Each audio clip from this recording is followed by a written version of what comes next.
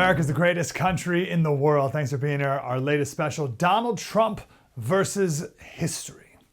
If you look at the surface, and it's easy to believe that we are in unprecedented times. We're certainly in exciting times.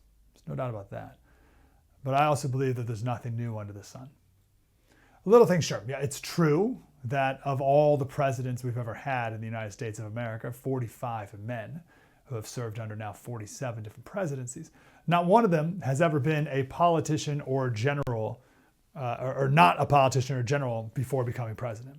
Right? Donald Trump is the very first president who was not a politician or a general before becoming president. So that's true. That's never been done before. But there's bigger principles at play here that we have seen before, and that's what we're going to talk about on today's special. Let's just take a couple presidents from our past that we can learn from, and then we'll end the show with some people in the Bible who are relevant right now as well. First, let's do the obvious one first. Trump's like Grover Cleveland in the fact that Trump and Cleveland are the only two guys who served 2 non-consecutive terms. So there's that. But let's do a deeper dive. Let's start with Andrew Jackson. How is Trump like Andrew Jackson? Well, Jackson was an outsider, challenging the establishment, a populist, championing the working class against the corrupt elites. Sound familiar? Was a portrait of Andrew Jackson in the Oval Office when Trump was first there. We'll see if they bring it back. Andrew Jackson also created a political party. It's what we call the Democratic Party today. Nothing. It was 1828, so a lot has changed, but that's the Democratic Party. He created it. But that's what's happening right now with Trump. The parties are totally different today than they were, like, let's say 20 years ago. Like, forget about whatever you thought the parties were 20 years ago. It's a totally different thing. The Democrats are now the neocons. Kamala campaigned inexplicably with Liz Cheney, like every day of the last week of her campaign. Could you imagine? Like, what in the world is that? So they're the war hawks, the Democrats, and the Republicans are the party of peace. The Democrats are the party of billionaires, and the Republicans are the party of the working class. The Democrats are the party of cracking down on speech, and the Republicans are the party of free speech.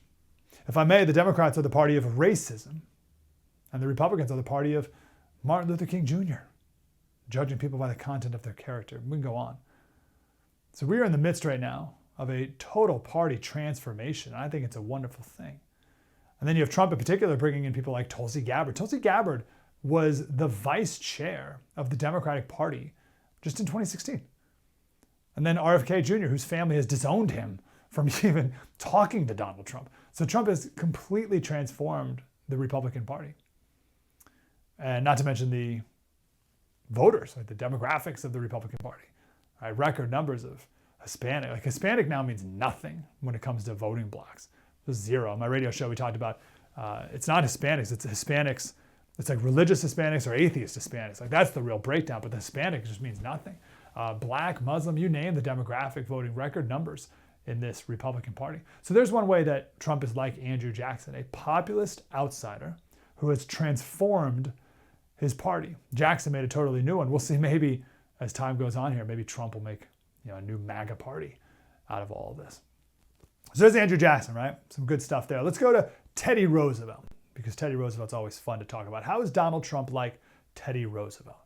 Well, first, some differences. Roosevelt was the youngest president at the age of 42. Donald Trump's the oldest president at the age of 78.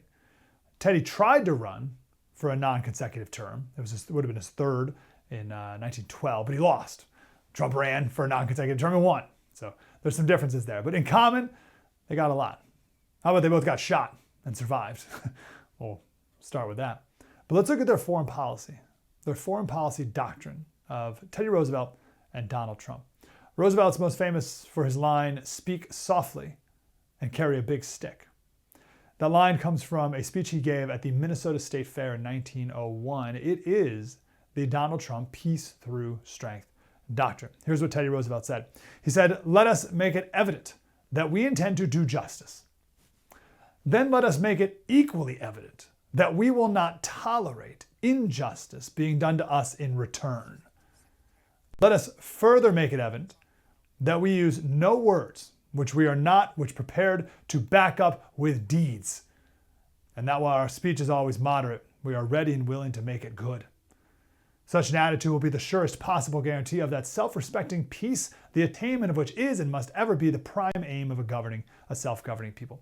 So we got a couple things here, right? First, be friends to everyone. Trump does this. This is how he starts off with every country. He always gets criticized by the left, is the weirdest thing, for being friendly with Kim Jong-un in North Korea. That would be Trump speaking softly. But isn't it better to be friendly with an evil dictator so that he doesn't launch a nuclear weapon?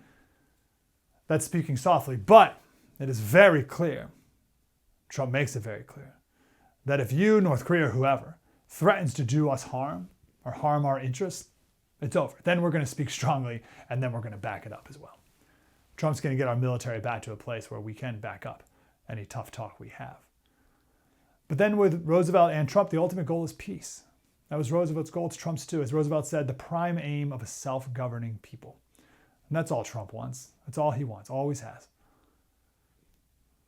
Maybe this is a difference. Teddy Roosevelt won the Nobel Peace Prize for mediating the end of the Russian-Japanese War in 1905.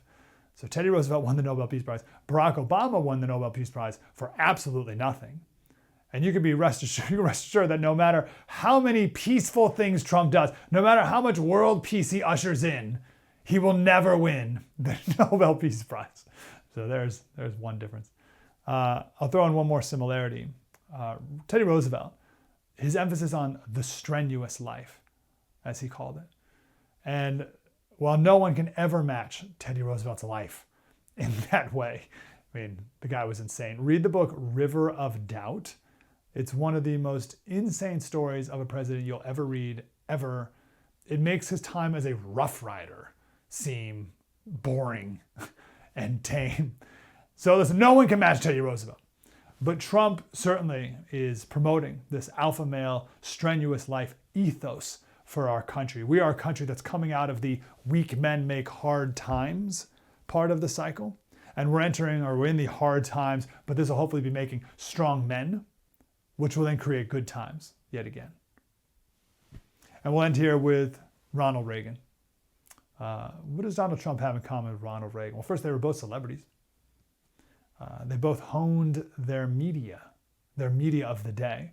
Reagan spent a lot of time, many years, working his craft as doing these radio segments, right? Honing his message and the way he would speak. That's what led him to be called the great communicator. And then Donald Trump, of course, the greatest tweeter of all time. But both of them are using the media of the day. I was talking to Michael Reagan the other day, Ronald Reagan's son, and he said people would ask him if he ever gets upset that Trump is taking some of the spotlight perhaps away from Reagan and his legacy. And Michael Reagan was like, no way, man, that was 40 years ago. It's time for a new leader, someone who can make his own legacy. He's not tramping on anything.